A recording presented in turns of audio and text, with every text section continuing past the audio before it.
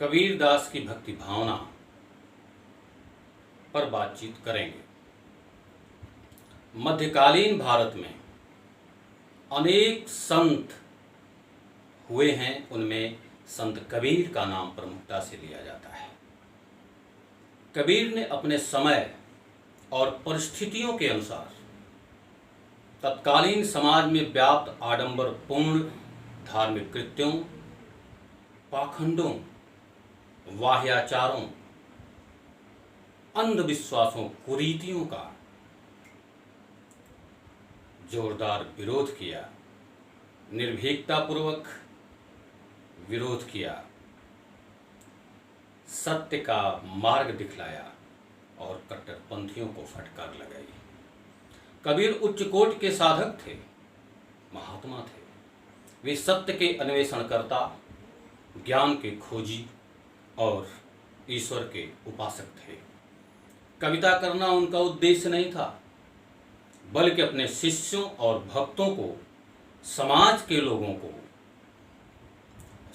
लोगों का ज्ञान चक्षु खोलने के लिए, उनको समझाने के लिए उपदेश देते हुए उन्होंने जो कुछ भी कहा उसमें काव्य तत्व आ गया, अपने आप आ गया। उनका उद्देश्य कविता करना नहीं था, न तो वो पढ़े लिखे थे, न तो उन्हें काव्य शास्त्रों का ज्ञान था। मस कागज छूयो नहीं, कलम गयो नहीं हाथ। उन्हें काव्यांगों का ज्ञान नहीं था कि उन्हें कविता करनी थी। मूलतः वे साधक थे, महात्मा थे। शिष्यों को, भक्तों को, समाज के अन्य लोगों को, जो समाज में व्याप्त तमाम विकृतियां थीं, उन विकृतियों के प्रति लोगों के दृष्टिकोण में परिवर्तन आए, इसके उपदेश देने के क्रम में उन्होंने जो कुछ भी कहा उसमें काव्य तो अपने आप आ गया। जानबूझकर कविता का प्रयत्न न करते हुए भी उनके उपदेशों में जो काव्य तत्व आ गया वह आश्चर्यजनक ढंग से अत्यंत प्रभावशाली है। उन्हें उनकी रचनाओं ने जो अनायास ढंग से हो गई थी, महाकवियों की श्रेणी में लाती हैं। डॉक्टर हजारी प्रसाद द्विवेदी ने कहा है कि यद्यपि कबीर ने वही काव्य, डॉक्टर हजारी प्रसाद द्विवेदी ने कहा है कि यद्यपि कबीर ने कहीं भी काव्य लिखने की प्रतिज्ञा नहीं की थी, तथापि उनके आध्यात्मिक रस की गगरी से छलके हुए रस से काव्य की कटोरी में भी रस इकट्ठा नहीं हुआ। कपड़ा बुनते हुए जुलाहे बुनकर कबीर ने अपने शिष्यों, अवधूतों, साधुओं को जो उपदेश दिया उसमें काव्यत्व अपने आप आ गया हो तो बात दूसरी है, किंतु प्रतिज्ञा करके उन्होंने कहीं भी काव्य रचना नहीं की। डॉक्टर हजारी प्रसाद द्विवेदी आगे कहते हैं, इस प्रकार काव्यत्व उनके पदों में फोकट का माल है, बाय प्रोडक्ट है। वह कोलतार और शीरे की भांति और चीजों को बनाते समय अपने आप बन गया। वह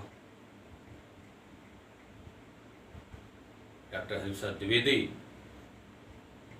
के इस कथन से अनुमान लगाया जा सकता है कि संत कबीर के मुख से कविता तो अनायास ही निकल गई। उनका मुख्य जो उद्देश्य था, उनका जो मूल उद्देश्य था, वह समाज में व्याप्त कुरीतियों को हटाना था, समाज में व्याप्त अंधविश्वास, पाखंडों, वाह्याडंबरों को दूर करना था। और समाज उस विकृति का मध्ययुग में शिकार भी हो रहा था। कबीर की रचनाओं साखी शब्द रमैनी को जब हम पढ़ते हैं तो ऐसा लगता है कि कबीर की भक्ति कुछ ऐसी थी कि उसे किसी प्रचलित शब्दावली में पूर्ण रूप से व्यक्त नहीं किया जा सकता है। कबीर की भक्ति को किसी प्रचलित शब्दावली में पूर्ण रूप से नहीं व्यक्त किया जा सकता है। कबीर निर्गुण निराकार ब्रह्म के उपासक थे। निर्गुण ब्रह्म की प्रतीत प्रायः ज्ञान के रूप में ही की जाती है, ज्ञान के द्वारा ही की जाती है। कबीर ने ज्ञान और धर्म को एक दूसरे का अन्योन्याश्रित माना था। उनका मानना था कि ज्ञान के द्वारा ही कबीर का मानना था कि ज्ञान के द्वारा ही भ्रम का निवारण किया जा सकता है, अंधविश्वासों को ज्ञान के द्वारा ही दूर किया जा सकता है।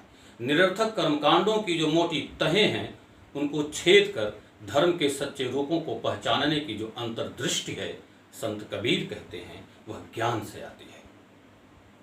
माया, मोह, तृष्णा, स्वार्थ, मन के सभी कल्मशों को दूर करने के लिए ज्ञान की आवश्यकता है।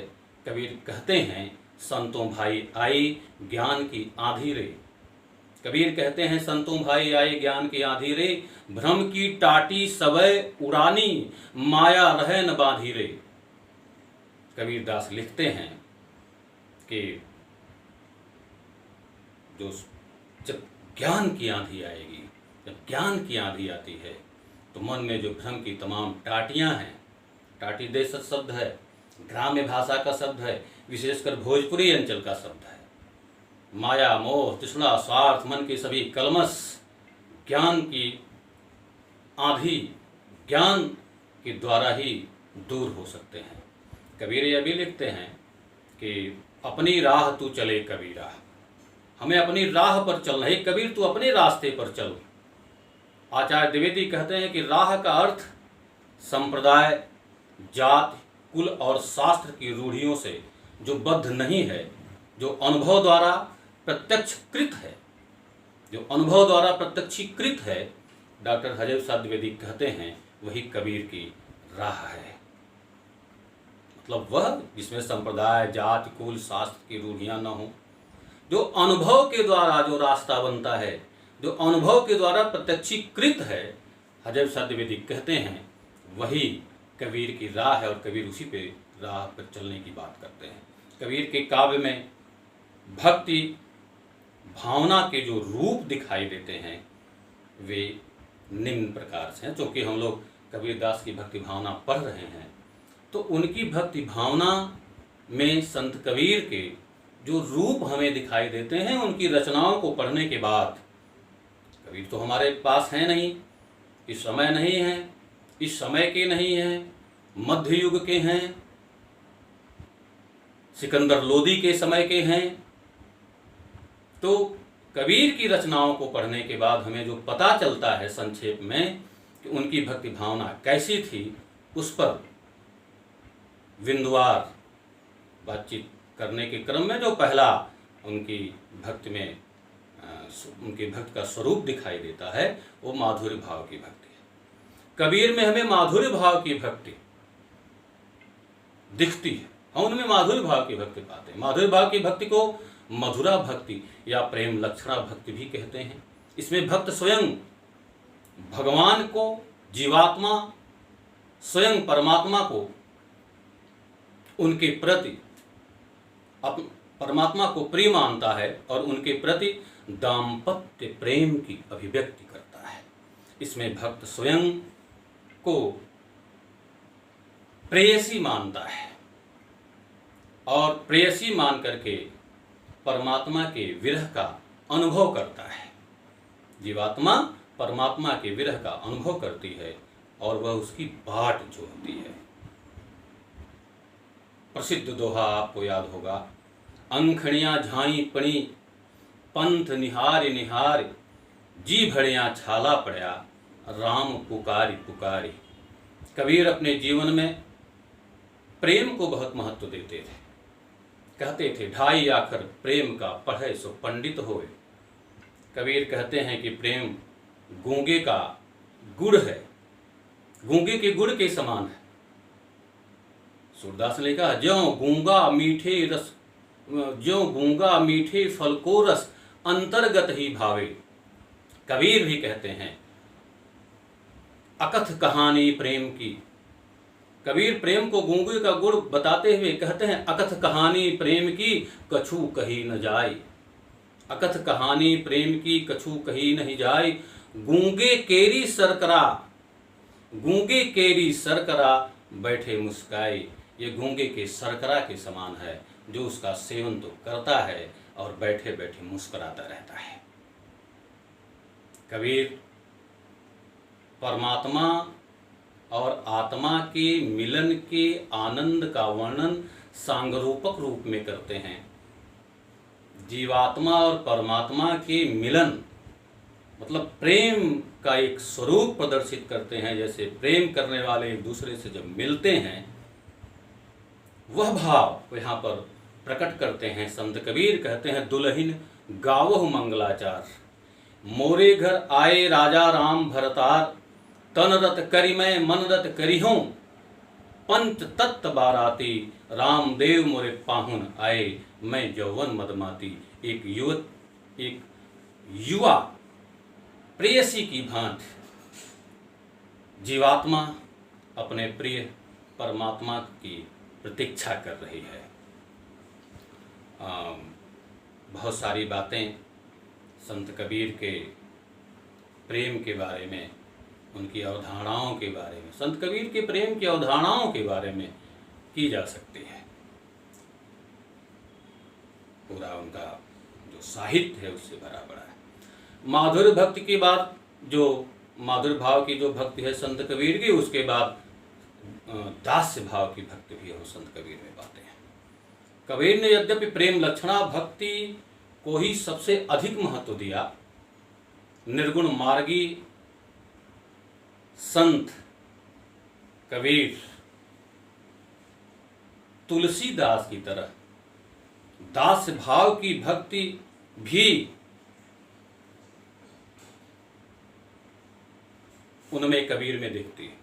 यानी कबीर तो निर्गुण मार्ग के अनुयायी हैं, पथिक हैं, निराकार ब्रह्म के उपासक हैं। तुलसी सगुण ब्रह्म के प्रतीक हैं। तुलसीदास जी सगुण साकार ब्रह्म के पूजक हैं, उसकी पूजा करते हैं, उसकी आराधना करते हैं। लेकिन तुलसी की तरह दास्य भाव की भक्ति हमें कबीर में देखने को मिलती है। कहीं कहीं वे स्वयं को कबीर प्रभु का दास सेवक कहते हैं। मैं गुलाम मोहि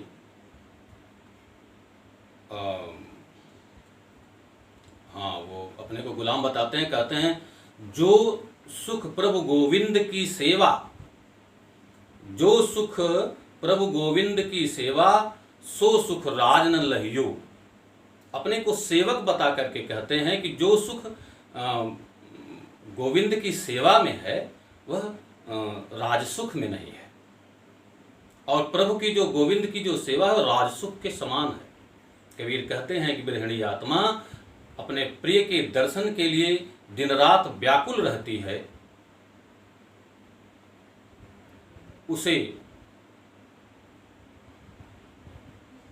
किसी चीज की चिंता नहीं रहती, और जो प्रेम करता है उसके अंदर सेवा भावना अपने आप आ जाती है। कबीर ने प्रेम लक्षणा भक्ति के आधिक्य के बाद भी उनके अंदर जो दास्य भाव की भक्ति है उसको एक दूसरे से संबद्ध किया। कबीर की भक्ति की जो तीसरी विशेषता है नाम स्मरण। भक्त कवियों ने प्रभु के नाम स्मरण की महिमा का खूब गुणगान किया है।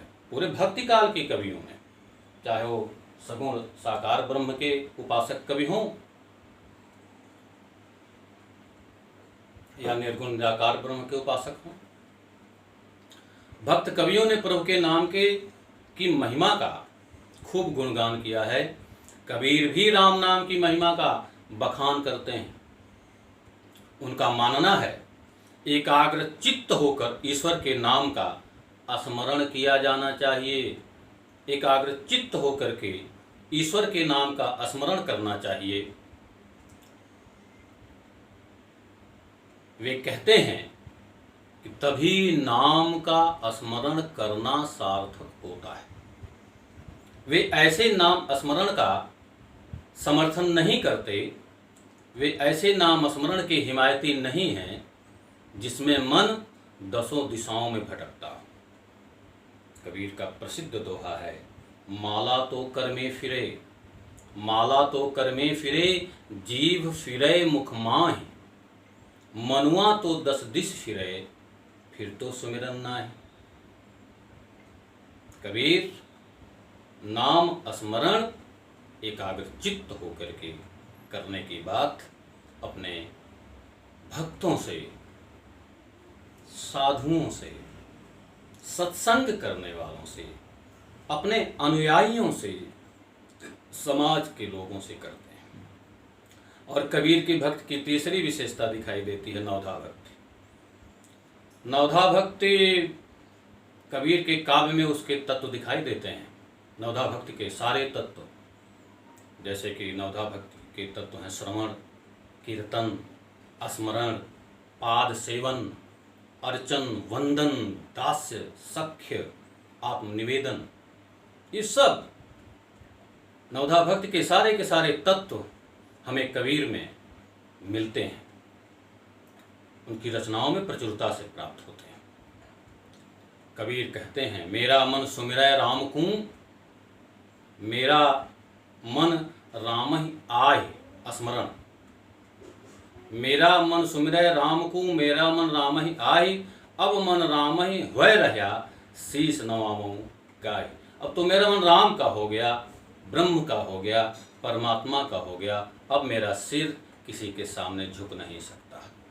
भक्ति काल के कवियों की ये सबकी विशेषता रही है कि मध्ययुग बादशाहों का, सुल्तानों का समय था, लेकिन मध्ययुग के जितने भी कवि थे, कबीर से लेकर तुलसी तक, सूर तक, कुंभन दास तक, जितने भी कवि थे, मीरा तक, वे शासकों राजाओं के दरबारों में उनके सामने सुर झुकाने के लिए तैयार नहीं थे।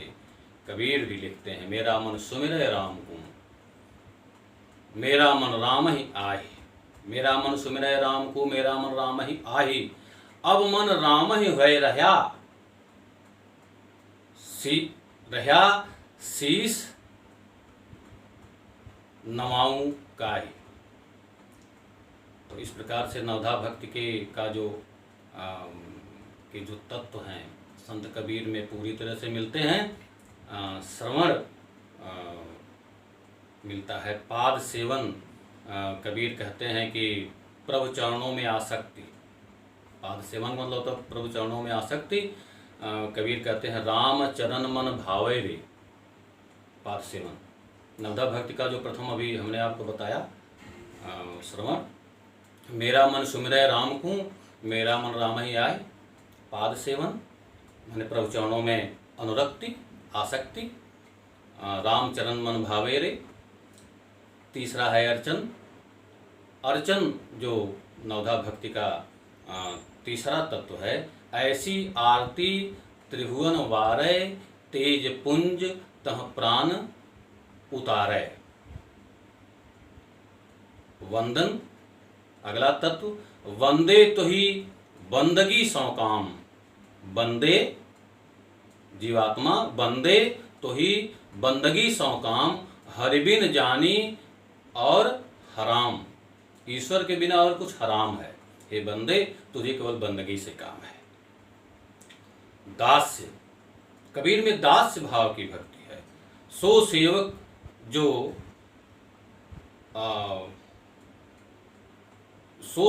जो लाय सेव तिन्ही पाए निरंजन देव। सो सेवक जो लाय सेव तिन्ही पाए निरंजन देव। ये दास्य भाव की भक्ति। आत्मनिवेदन अगला तत्व है नवधा भक्ति का।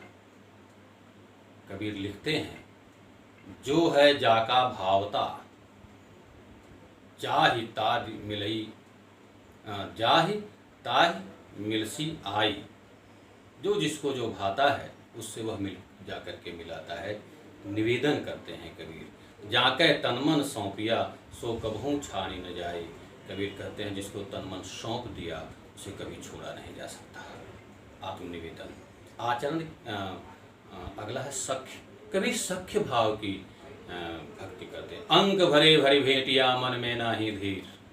कबीर कहते हैं, कहें कबीर ते क्यों मिले जब मिलना, कहें कबीर कोई क्यों मिले जब लग दो शरीर। वह मिलना भी कोई मिलना है जब दो शरीर का अनुभव हो। दो शरीर के अनुभव से मिलना मिलना नहीं कहा जा सकता। कबीर कहते हैं अंक भरे भरी भेटियां मन में नाही धीर। कहें कबीर ते क्यों मिले जब लग दो ही शरीर। और कीर्तन जो नवधा भक्ति का नौवां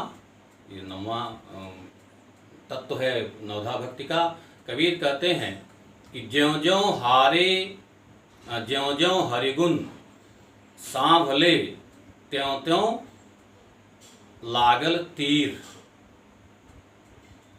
ज्यों ज्यों हरिगुण सांभल त्यों त्यों लागल तीर।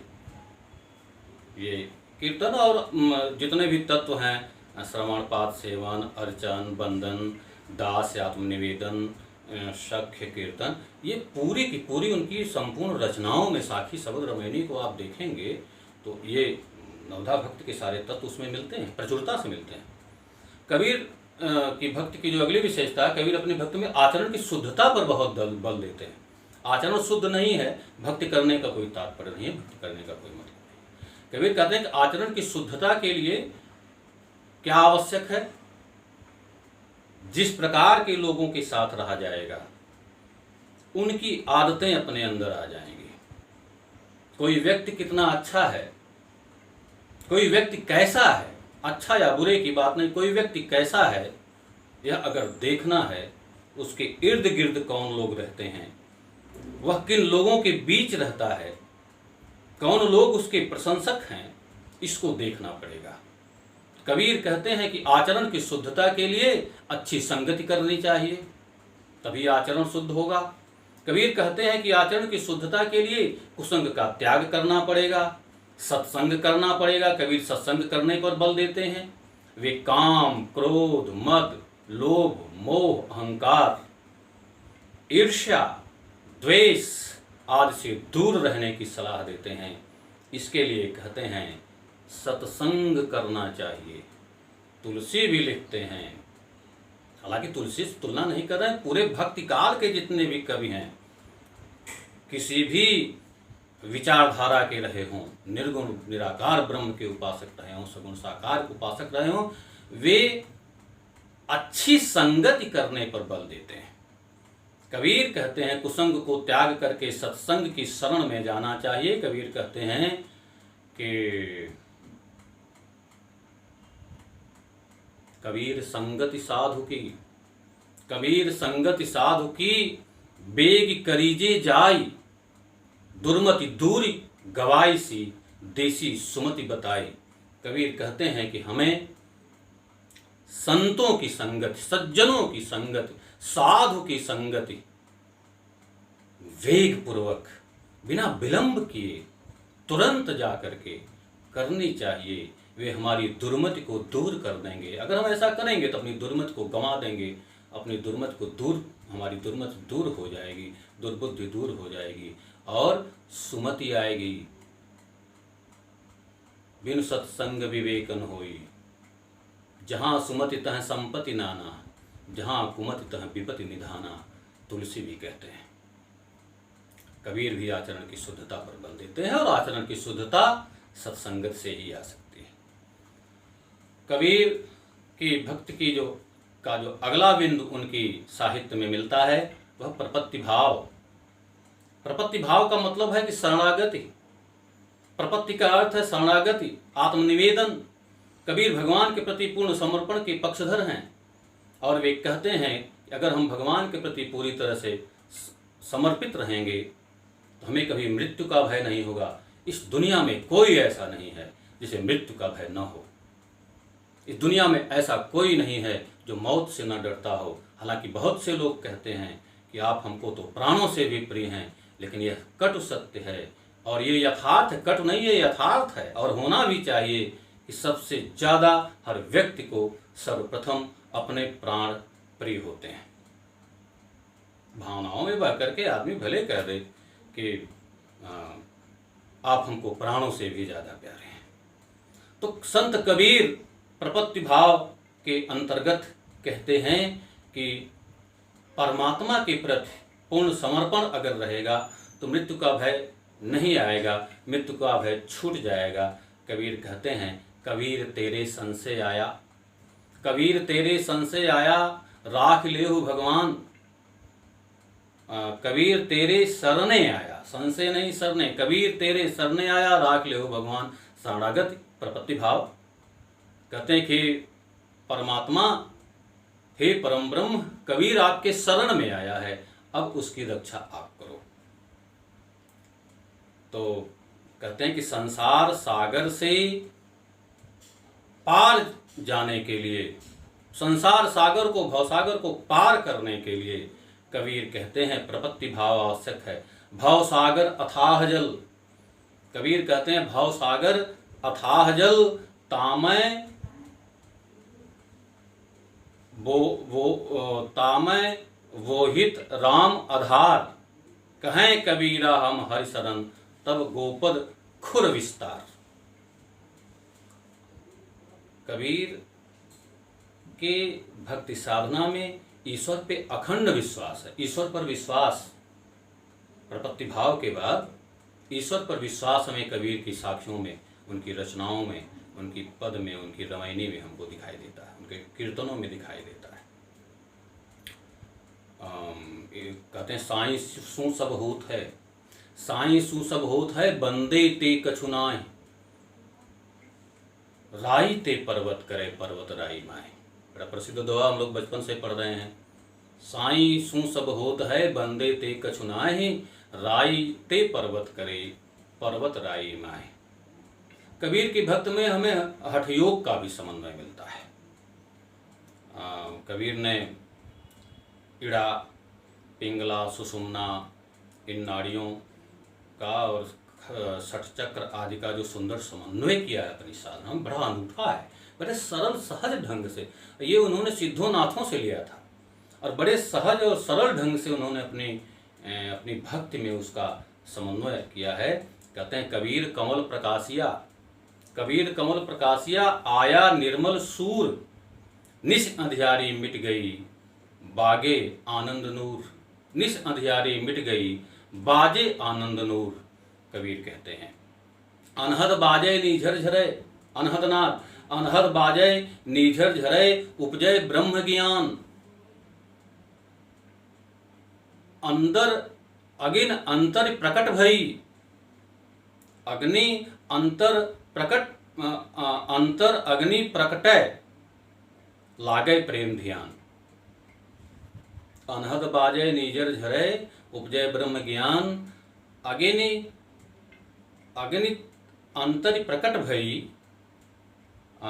लागे प्रेम ध्यान। संत कबीर कहते हैं। और सबसे महत्वपूर्ण बात जो है, कबीर अपनी पूरी भक्ति साधना में, अपनी पूरी उनकी संपूर्ण भक्ति भावना में जो सर्वश्रेष्ठ तत्व मिलता है, सर्वश्रेष्ठ जो बात मिलती है, वो है गुरु की महत्ता। कबीर सतगुरु की महत्ता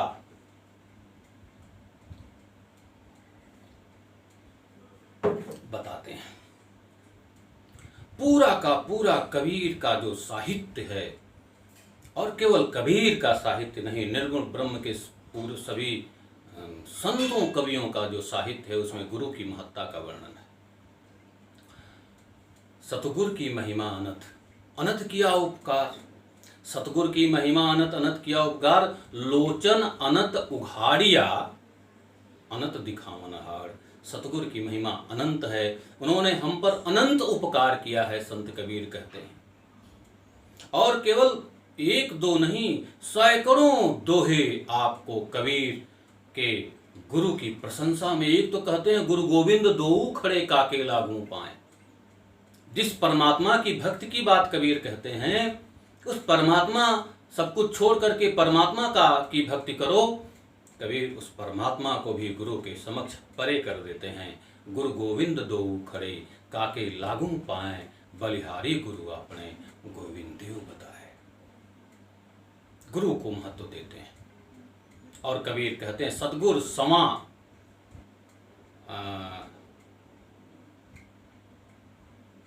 सद्गुण समान सूरमा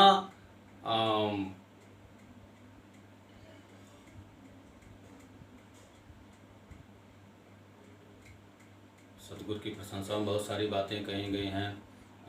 आप गुरु के बारे में बहुत सारी चीज़ें संत कबीर के पाठ्यक्रम को पढ़ करके जान सकते हैं। गुरु की बड़ी महत्ता कबीर ने की है। सात समुद्र की मसी करूं, लेखन सब बन राय, सब धरती कागज करूं, गुरगुन लिखा न जाए। इससे बड़ा क्या हो सकता है। और कबीर तो गुरु को सूरमा कहते हैं। गुरु ऐसा सूरमा है जिसने हमारे अंधकार के सारे, हमारे अंधकार के जो जीवन में जो अंधकार था उसको दूर कर देते हैं।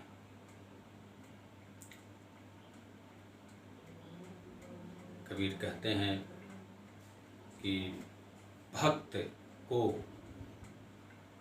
साधना करने वाले साधक को, साधु को अपने इंद्रिय पे संयम करना चाहिए। मैं मनता मन मारी रे नान्हा करी करी पीस, तब सुख पावे सुंदरी ब्रह्म झलक के शीश। कबीर को अगर आप ध्यान से देखें तो कबीर जीवन के अत्यंत निकट हैं। और उनकी भक्ति का आधार पुस्तकीय नहीं है, शास्त्रीय नहीं है। कबीर की भक्ति का आधार स्वानुभूति यथार्थ है। जैसा कि आचार्य हजूर साहब द्विवेदी ने कहा था, वे सच्चे भक्त थे। कबीर कहते हैं, संदेश देते हैं साधुओं को। कहते हैं कबीर सूता क्या करे, गुण गोविंद के गाई, तेरे सिर पर जम खड़ा, काल खड़ा है खरच कदय का खाई। कबीर विलक्षण संत हैं मध्य युग के, और उनकी भक्ति भावना उत्कृष्ट कोटि की है।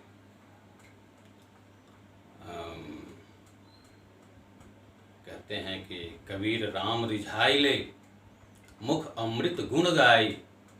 अपने मुख से राम के, परम ब्रह्म के, परमात्मा के गुणों का गान करके उसको प्रसन्न कर लो। और अंत में कबीर प्रेम पर बल देते हैं। जीवन में प्रेम का बड़ा महत्व है।